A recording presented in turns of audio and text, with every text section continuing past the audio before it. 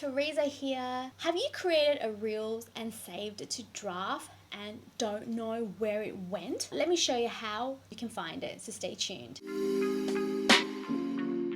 If you're new here, welcome. I make a lot of how-to videos for social media, and if you enjoy these types of content, make sure you hit the subscribe button and notification bell so that you don't miss out on any of my videos. Without further ado, let's jump straight into it. So this literally just happened to me a couple of days ago where I created my Reels, I've added all the text and everything, and it took me ages to make it look nice and pretty, and then I was like, I'll save to draft so then maybe I can go back and review it again, but then it kind of disappeared and I didn't know where the hell it went.